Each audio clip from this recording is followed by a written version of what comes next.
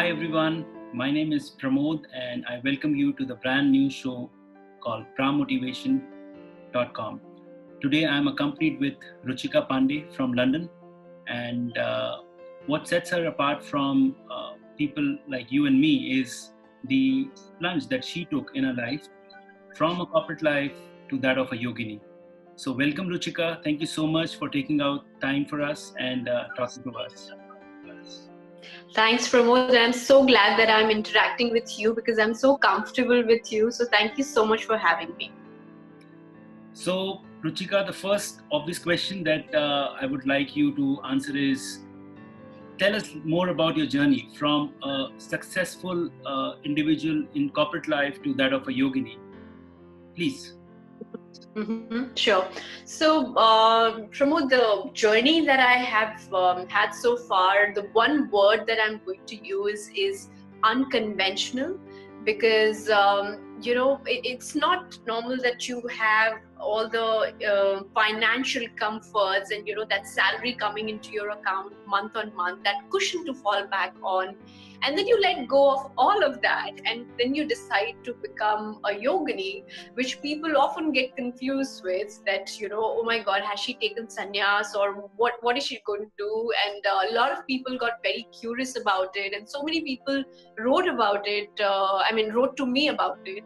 And so the journey has been unconventional, and I'm not here to talk bad about my corporate career, because the journey that I've had with this big brand names has taught me a lot, and in fact it has made me the person that I am today. I learned how to take appreciation, how to take rejection, how to become a part of a big team, how to manage a big team without hurting people's sentiment, and going about managing tasks, and doing so many things that I have learned during my corporate journey.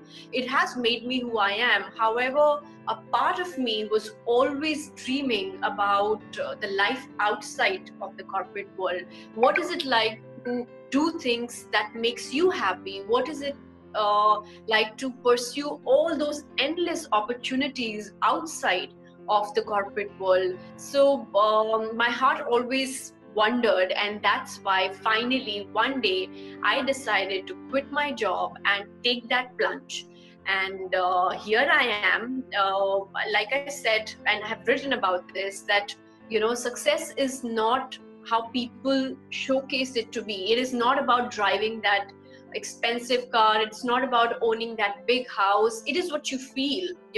So success is what you want, and how much do you want. Does this make you happy? Does it make me happy? Yes, it makes me very happy to practice yoga on a daily basis. And the only yoga that I got to do when I was in my corporate journey was with my fingers, so there was not much time for me to practice on a daily basis, because I always used to push. I was always a person who would want to get to the next level. If I was a manager, I wanted to become a senior manager. If I was a senior manager, I wanted to become a general manager. So there was always this milestone set for me.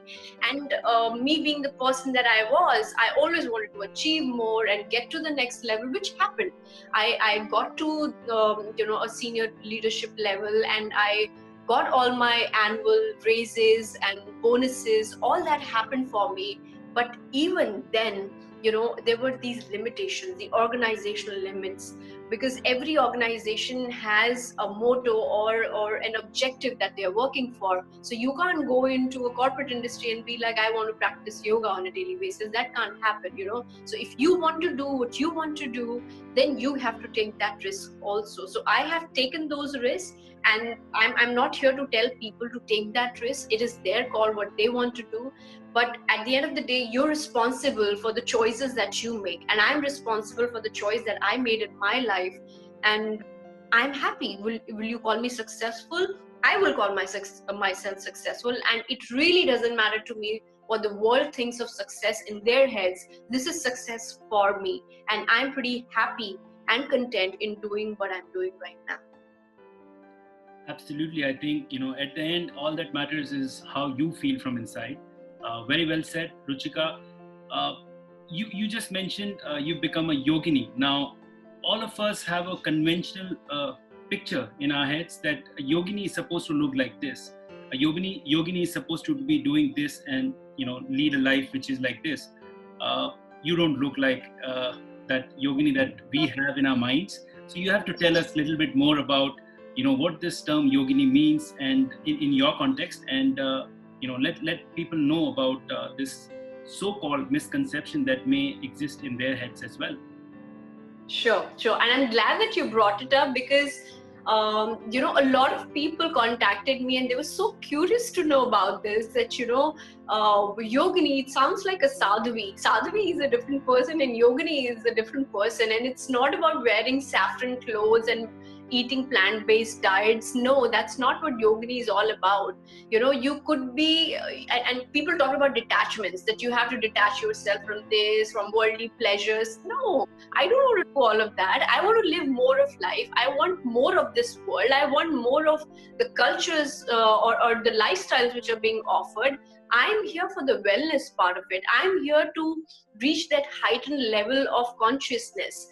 For you to get to that level, you need to practice. You could be the person that I am today. You could wear the clothes that you wear. You could wear makeup. You could wear whatever clothes that you want to wear and still practice yoga, still practice things that dhyana, and still practice pranayama and be in touch, in sync with yourself. So there is no bookish definition to it. However, some people did bring this to my notice that in the ancient books there is a definition for a yogini, but maybe those are the ancient methods of living a life. Now the time has changed. People are evolving. People are more accepting, and I have seen people who are taking the plunge at the age of 50. I've seen a man who's 50 and who has just started his career in modeling. So people are doing things, and you are getting inspired and you're inspiring people as well while you're on this journey. So it is about your choice, what makes you happy. And being a yogini does not necessarily mean that you have to wear a certain kind of clothes and eat a certain kind of food. It is about being in sync with yourself and feeling alive. And I think you can do all of that and have your own choices.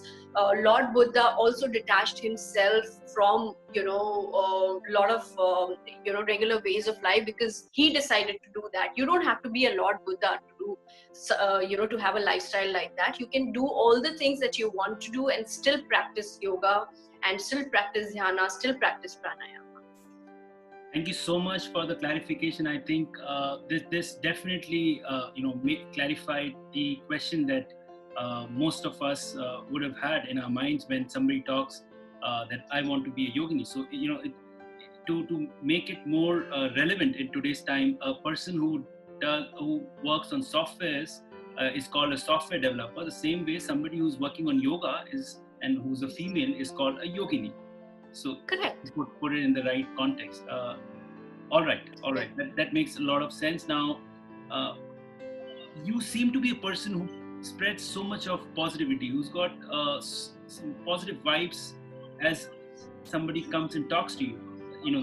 The same feeling I'm having right now as I'm talking to you. So you definitely have to tell all the viewers where you get so much of positivity, and also if you can share your thoughts on how we can lead a life which is full of happiness, containment and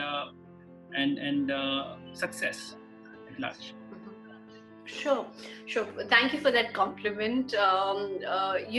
I realized while I was on my corporate journey that what we do is we use our energy inefficiently, spiritually, physically, mentally, emotionally. We are so engrossed in our day-to-day caregiving responsibilities that we do not realize that our energies are being drained out and we are not able to utilize our energy efficiently. So all I would say is, and the message that you asked me to give is, use your energy efficiently. Finding a purpose is a long-term journey. Maybe today I feel that being a yogini is my purpose of life. Maybe tomorrow when I'm 50 or maybe at a later part of my life, I will realize that this is not exactly what I wanted to do. So purpose is something that you can realize at any stage of your life. Whenever you do find your purpose, please focus on what you want to do, because that is where you should be spending your energy, and you'll be able to do justice to that cause. So utilize your energies efficiently. And neuroscience has also proved that, if you practice a certain kind of positivity in your brain, you can put your brain to you can set your brain for miracles. So you can make a difference if you utilize your energies efficiently. How you do that is through yoga practices, dhyana and pranayam. And pranayam is something that I always do on an every single day basis. And meditation is something that I follow on a daily basis. So these are the practices which makes you more alive and makes you more in sync with yourself. And I read in a book that ego is not your amigo. So if you are somebody who operates from a state of being an egoistic or an ego person, then you will not be able to connect yourself to God. If you want to connect yourself to God, then you have to operate from a state of selflessness and just keep practicing these asanas and dhyana, and it will connect you to your own self.